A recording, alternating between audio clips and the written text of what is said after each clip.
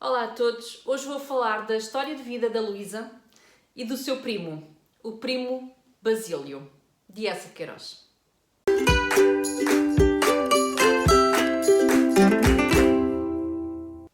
O Primo Basílio foi publicado em 1878 e é a terceira obra lida para o meu projeto Um Ano a Ler Eça.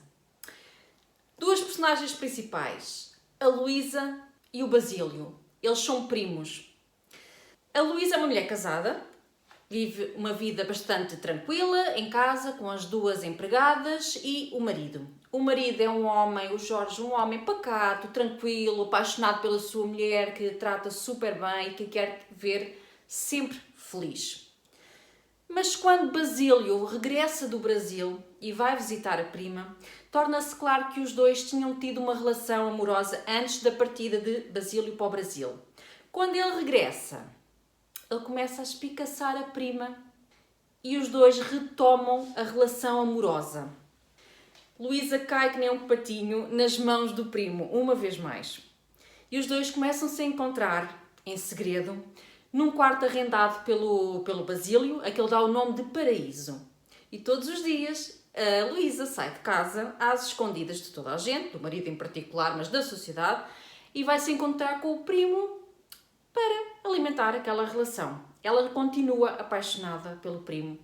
Mas Basílio, apesar de encantar, dá para perceber, o leitor consegue perceber que ele não está propriamente apaixonado por ela. Ele acaba por a usar para fins sexuais, não é? Para ter ali alguém em Portugal que o permita ocupar o tempo da melhor maneira.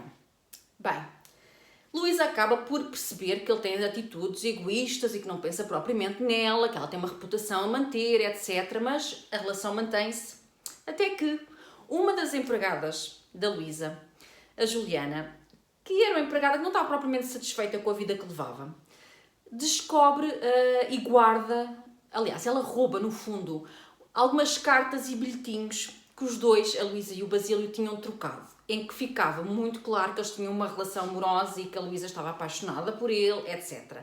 E a partir daí a empregada passa a ameaçar a patroa de que vai contar ao marido de Luísa o que se está a passar, a não ser que ela lhe dê uma quantia avultada, muito avultada de dinheiro, que é a única forma de a calar.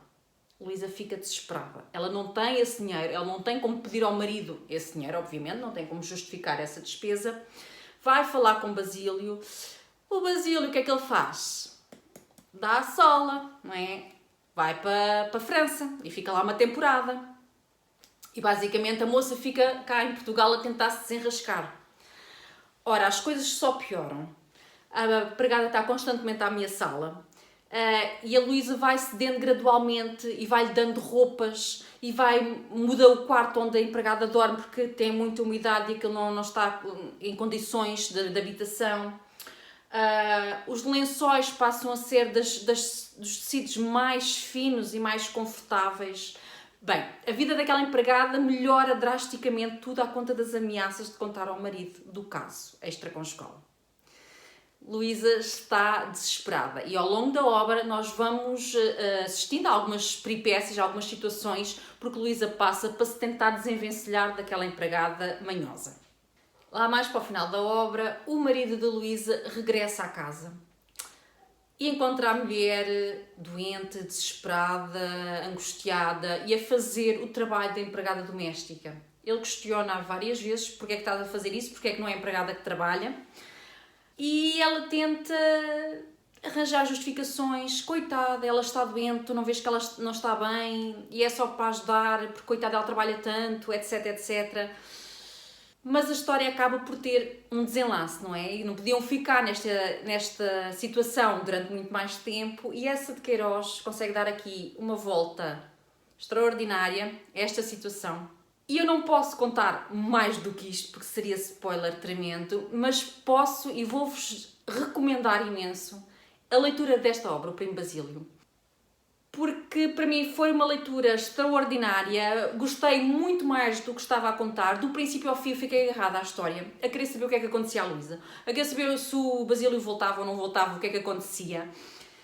Fiquei muito surpreendida com o que acontece na reta final, mas maravilhada porque a história está muito bem escrita, muito bem pensada, o enredo está extraordinário. É uma obra que deve ser mais lida pelos portugueses, sem sombra de dúvida. 5 estrelas, sem qualquer hesitação, sem qualquer reflexão, porque realmente foi uma leitura maravilhosa. E bendita agora que eu decidi iniciar este projeto e ler boa parte das obras do Eça de Queiroz e incluir, inevitavelmente, o primo Basílio, porque este primo tem muito que se lhe diga. Este primo tem muito que se lhe diga e a pobre da Luísa não merecia. Ela não merecia. E o marido também não. Se ainda não conhecem o primo Basílio do Eça de Queiroz, avance nesta leitura sem hesitação. Ainda são umas páginazinhas valentes, são quase 500 páginas, mas vale muito a pena.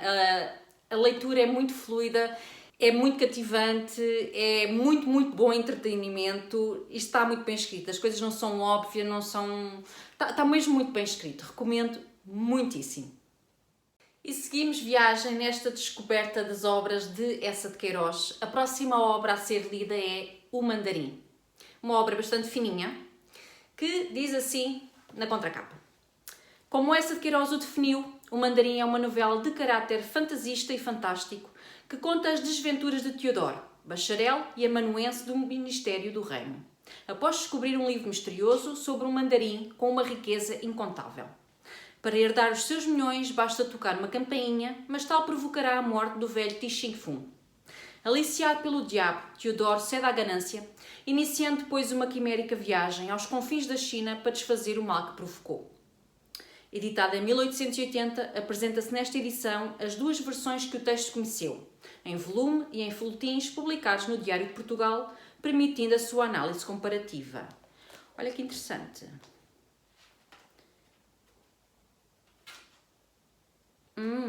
Portanto, temos aqui 2 vezes a mesma obra. Primeiro dividida por capítulos, vai até à página 89. Portanto, temos aqui a primeira parte da obra, aliás, uma versão da obra e aqui a outra versão em folhetim. Que giro. Portanto, isto vai-se ler no lápis, não? Será que há muitas diferenças entre as 2 versões? Talvez não. Esta é a versão, a partir daqui, a versão que foi publicada no Diário de Portugal e esta é posterior, penso eu. A versão em capítulos. Que giro. Mal posso esperar por começar esta obra. Venham-se juntar a mim, vamos ler o Mandarim. Olhem só, que fininho que é. Que fininho que é. E na realidade é metade disto. A 4ª obra para o projeto Um Ano a Ler Eça. Faço-vos o convite de sempre partilhem as vossas leituras ou as vossas leituras de Eça de Queiroz em específico no campo dos comentários e nós vemo-nos num próximo vídeo. Beijinhos e boas leituras.